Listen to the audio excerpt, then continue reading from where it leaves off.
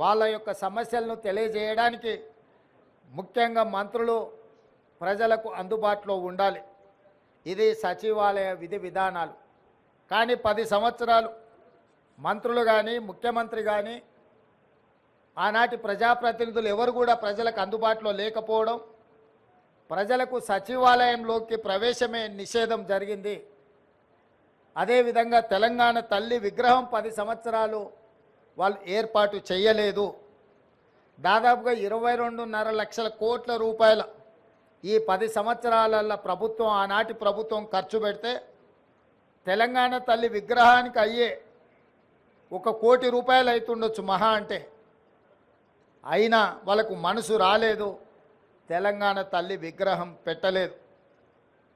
ఈరోజు దేశం కోసం ప్రాణాలు అర్పించిన శ్రీ రాజీవ్ గాంధీ గారి విగ్రహం ఇక్కడ ఒక పక్కన, డాక్టర్ బాబాసాహెబ్ అంబేద్కర్ గారి విగ్రహం ఆ పక్కన, శ్రీమతి ఇందిరాగాంధీ గారి విగ్రహం ఆ పక్కనే, పివి నరసింహారావు గారి విగ్రహం ఇంకొక పక్కన, అంజయ్య గారి విగ్రహం ఆ పక్కన, కాకా వెంకటస్వామి గారి విగ్రహం, వీళ్ళందరి విగ్రహాలు నెక్లెస్ రోడ్లో జైపాల్ రెడ్డి గారి సమాధులు, ఇవన్నీ కూడా ఈ దేశము ఈ రాష్ట్రము యొక్క ఏర్పాటులో కీలక పాత్రలు పోషించిన వాళ్ళ యొక్క గుర్తింపు ఆనవాళ్ళు ఇక్కడ ఉన్నాయి.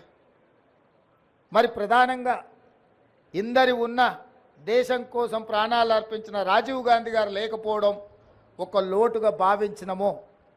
ఆ పక్కన అమరవీరుల స్తూపం తెలంగాణ కోసం అమరులైతే సచివాలయానికి అమరవీరుల స్తూపానికి మధ్యలో దేశం కోసం అమరుడైన రాజీవ్ గాంధీ గారి విగ్రహం ఉండాలి.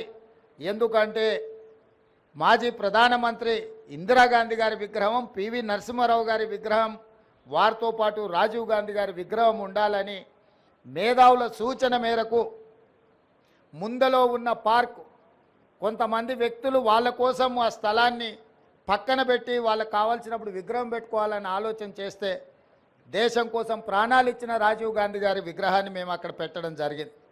రాజీవ్ గాంధీ గారి విగ్రహాన్ని ఏర్పాటు చేయడానికి కూడా వివాదం చేసి దానికి తెలంగాణ తల్లి విగ్రహానికి ముడిపెట్టిండ్రు. నేను తెలంగాణ ఉద్యమకారులకు, అమరవీరుల కుటుంబాలకు, తెలంగాణ మేధావులకు విజ్ఞప్తి చేయదలుచుకున్నా. 10 సంవత్సరాలు మీరు ముఖ్యమంత్రిగా ప్రభుత్వంలో ఉన్నప్పుడు ఎక్కడే కానీ తెలంగాణ తల్లి విగ్రహాన్ని ఏర్పాటు చేయలేదు.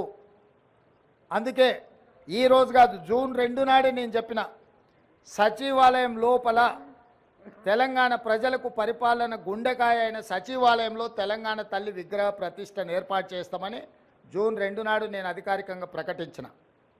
ఈ విగ్రహం యొక్క నమూనాను JNTU fine arts college principal మన తెలంగాణ బిడ్డ వారికి ఈ నమూనాను తెలంగాణ ప్రజలు ఏం కోరుకుంటున్నారు, తెలంగాణ తల్లి అంటే దర్పం ఉండాలి, పోరాట పటిమ ఉండాలి, భవిష్యత్ తరాలకు స్ఫూర్తిగా ఉండాలి.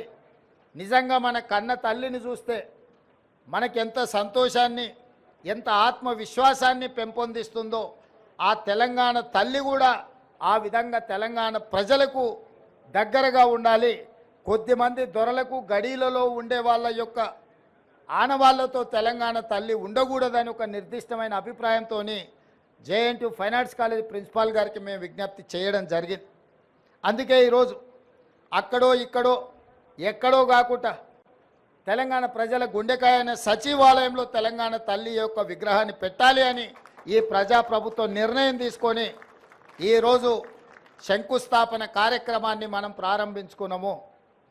డిసెంబర్ 9 మనం విగ్రహాన్ని ఆవిష్కరించుకోబోతున్నాం. డిసెంబర్ 9కున్న ప్రత్యేకత మీకు తెలుసు. కేంద్ర ప్రభుత్వం యూపీఏ చైర్పర్సన్ శ్రీమతి సోనియా గాంధీ గారి నాయకత్వంలో ప్రధానమంత్రి మన్మోహన్ సింగ్ గారు, అదేవిధంగా